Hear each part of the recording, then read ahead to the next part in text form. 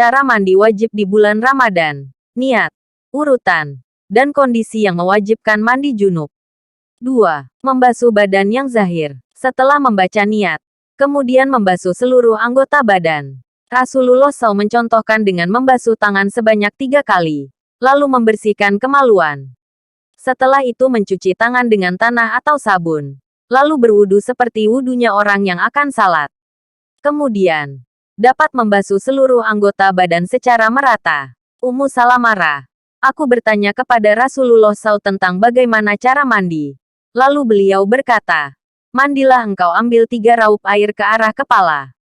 Kemudian ratakannya seluruh badan. Maka dengan cara itu, sucilah engkau, hari Muslim. Saat melakukan mandi wajib, seluruh badan harus basah, termasuk kulit, rambut, telinga, dan kemaluan. Seorang Muslim yang mandi wajib juga dapat meratakan air di badan agar dapat menjangkau seluruh bagian. 3. Rambut dalam kondisi terurai tidak terikat.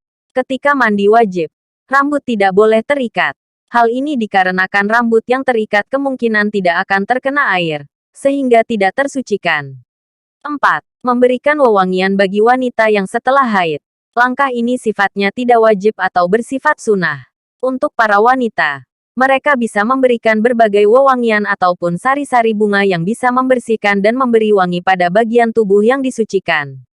1. Keluarnya air mani. Seperti yang sudah dibahas di atas, keluarnya mani merupakan kondisi seseorang mengalami hadas besar. Laki-laki dan perempuan yang melakukan hubungan badan harus mandi junub, karena mengeluarkan cairan dari kemaluannya.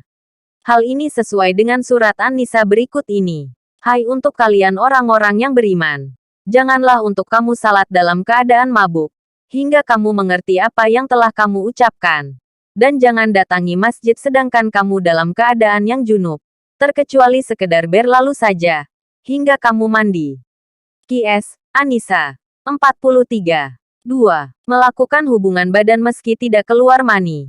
Diriwayatkan Abu Hurairah, Rasulullah SAW berkata, apabila seseorang duduk di antara bagian tubuh perempuan yang 4, di antara 2 tangan serta 2 kakinya kemudian menyetubuhinya maka wajib untuk mandi, walaupun mani itu keluar atau tidak.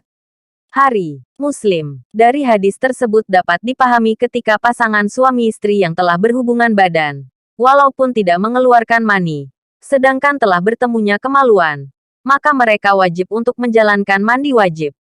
3. Haid dan nifas. Mereka yang bertanya kepadamu tentang haid, katakanlah, haid merupakan suatu kotoran. Maka dari itu, hendaklah kamu menjauhkan diri dari perempuan di waktu haid dan janganlah kamu untuk mendekati mereka sebelum mereka telah suci. Apabila mereka telah suci, maka berbaurlah dengan mereka itu di tempat yang sesuai perintah Allah kepadamu. Sesungguhnya Allah akan menyukai orang-orang yang telah bertaubat dan menyukai orang yang telah mensucikan diri. Qs. Al-Baqarah 222. Darah yang telah dikeluarkan ketika haid serta nifas statusnya adalah sebuah kotoran dan najis. Sehingga wanita yang telah melewati masa haid dan nifas harus bersuci dengan mandi wajib, agar bisa kembali menjalani ibadah. 4. Meninggal dunia. Orang yang mengalami kematian hukumnya wajib untuk dimandikan. Untuk pengerjaannya, Muslim yang meninggal dan telah dimandikan akan disalatkan sesuai tata cara salat jenazah dalam Islam, sebagai salat terakhir dari mayit. Ibnu Abbas Rasulullah SAW berkata dalam keadaan berihram terhadap seorang yang meninggal terhempas oleh untanya, mandikanlah ia dengan air juga daun bidara. Hari Bukhari Muslim.